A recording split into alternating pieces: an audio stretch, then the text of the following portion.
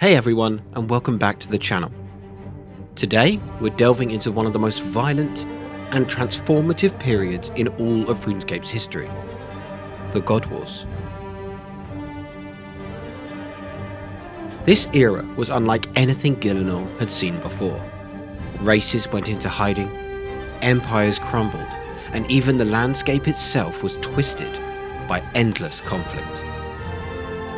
We'll walk through the events that led up to these catastrophic battles, explore the key figures who shaped them, and uncover how their actions still influence the world thousands of years later. There's a lot to cover, so I hope you're ready for a deep dive into this grim chapter of RuneScape's past. Without further ado, let's get into it. The God Wars were an era of unimaginable devastation, lasting throughout the entire Third Age. These cataclysmic conflicts reshaped Gielinor and left scars that never fully healed. Civilizations fell, species were driven to extinction, and even the landscape bore the marks of divine wrath. Though centuries have passed, the echoes of this turbulent age still resonate. In the frozen north, the God Wars dungeon stands as a chilling reminder of this past. Here, warriors remain locked in eternal battle for the legendary Godsword, a weapon of immense power. Their timeless struggle exists because of Eternum, a loyal servant of Guthix and the first World Guardian.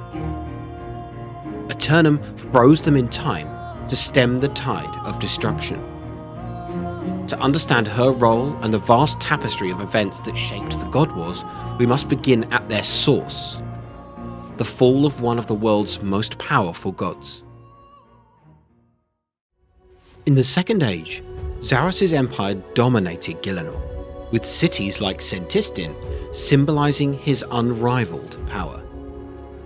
This prosperous era ended in betrayal when the Majorat, Zamorak, wielding the Staff of Armadyl, struck down Zaros. Though Zaros was banished and his empire collapsed, the cost was great. Zamorak's ascension to godhood did not bring peace. Instead, it opened the door to other gods to claim what remained. Keep in mind, everything was Zaros's at his own leisure. Zaros was the most powerful. With him gone, there was bound to be conflict about what was his. Saradomin sought to restore order. Bandos yearned for endless conquest, and Armadyl pursued justice. Even Seren, the goddess of the elves, withdrew into the crystalline city of Prifddinas, though some of her followers chose to fight. With Zaros gone, the foundations of the world trembled, and the Third Age began beneath the looming shadow of impending war. As the gods descended upon Gielinor, entire civilizations were caught in the crossfire. The gnomes fled into the hidden chambers underground, while the dwarves established the grand subterranean city of Kildagrim. The Dorgashan tribe of goblins rebelled against Bandos and vanished into cavernous depths. Elves either retreated into Prifddinas or in some cases ventured forth to join the struggle. Ravaged by divine fury, once fertile lands turned to deserts, rivers dried up, and lush forests withered. Nowhere was this more evident than in Forinthry, where relentless battles reduced it to a desolate expanse. This cursed land became the wilderness, haunted by restless revenants. Entire species, Aviancy, Icene, Centaurs, and more, disappeared. The fabric of Gielinor's life was torn asunder. Amid this chaos, the Saradomis established the Temple Knights, an elite order dedicated to defending their faith against relentless foes. Their founding around the mid-Third Age signalled the increasing complexity of these wars, as each faction sought new ways to survive and outmaneuver their rivals. One of the earliest tragedies of the God Wars was the fall of Hallowvale, a serene Saradominist kingdom of Icene and humans. Set in motion in the late Second Age when Lord Draken supported Zamorak's betrayal of Zaros. The conquest began in earnest once the God Wars were fully underway.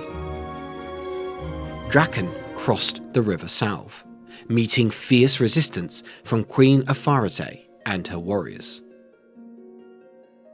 Though outnumbered, the Icene's agility and the Queen's Sunspear allowed them to hold back the Draken vampires, at least for a time.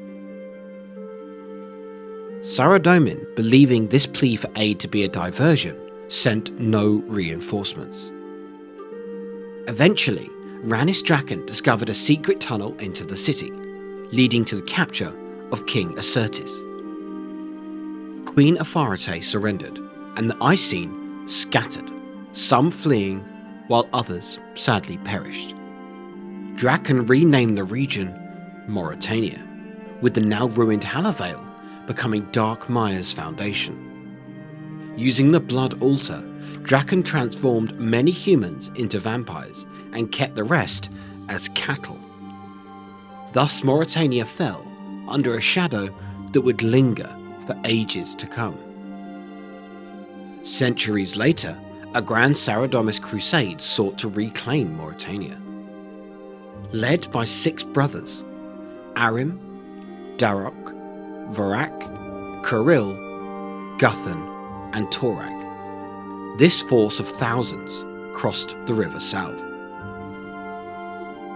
The brothers, empowered by the Marjorat Sliske, cut through Draken's armies, wresting back territory and dealing severe blows to the vampiric forces. But Sliske's boon was a poisoned gift. He betrayed the brothers at the height of their campaign, stripping them of their powers. Bereft of their strength and leadership, the army retreated, burying the 6 brothers in barrows near their final campsite. Though the crusade weakened Draken's grip, it ended in heartbreak and partial failure. As war spread, the Caridian Desert became another front. In the Battle of Uza in the Third Age, the demon Thamaron besieged the city. Its defenders, military golems, and the fledgling Order of Slayer Masters fought bravely. But Uza fell. Thamaron retreated through a portal, later dying of his wounds, while Uza's survivors fled or perished. Further south, Balfred Kriath, a Zamorakian demon, overran the city of Uluk, forcing survivors into Sophenheim. And in yet another campaign, the Battle of Anakal ended in a decisive Zamorakian victory, further cementing the strength of Zamorak's forces and eroding any sense of stability left on Gielinor. Around this time, many loyalists of Zaros faced grim fates. The powerful Marjorat Azanandra, champion of Zaros, was imprisoned in the Yaldric Pyramid, a cruel testament to the thoroughness with which Zarosian influence was being eradicated. By roughly the mid-Third Age, new horrors emerged. Nex, a fearsome Zarosian general, led her army into a conflict known as the Battle of the Ritual Site. Hoping to secure crucial energies and regroup Zarosian loyalists, Nex's ambitions were thwarted by Saradomis forces. They sealed Nex and her followers within the ancient prison, entombing them away from the world. This moment stands as a testament to the desperate measures taken by all sides to control the chaos. Amid these endless battles, the gods forged the Godsword, a blade of unparalleled might. intending to use it against Zamorak. Avian sea couriers of Armadyl attempted to deliver it, but Zamorakians attacked, culminating in a colossal confrontation in the frozen north. There, Sliske's machinations led to Nex's brief release from her confinement, only for all factions to unite and seal her away once more. That gives you a little bit of the insight as to the power of Nex, that all four forces put their fight on hold just to contain Nex. This chaotic engagement came to a halt when Eternum unleashed an immense freezing spell at the Temple of Lost Ancients, imprisoning combatants and halting the war in that region indefinitely.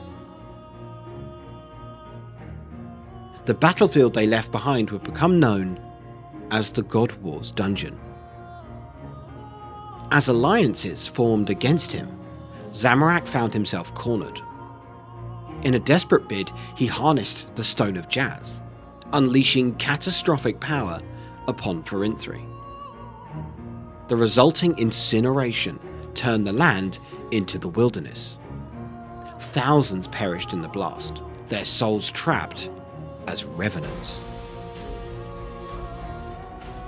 This unimaginable destruction awakened Guthix from his slumber. Horrified, Guthix retaliated, banishing the gods with the Edicts of Guthix.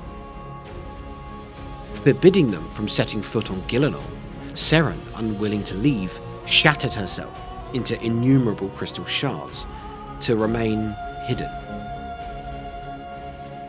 Guthix sealed the Stone of Jazz in the ancient Guthix temple and mourned over the ruined world. His tears manifesting as the sacred tears of Guthix. He created the Guardians of Guthix and the Balance Elemental, formed from Eternum's fragmented soul, and 4 druids to safeguard what remained. When he called his work done, Guthix returned to his slumber beneath the earth. The God Wars had ended, but their aftermath shaped Gillinor's future.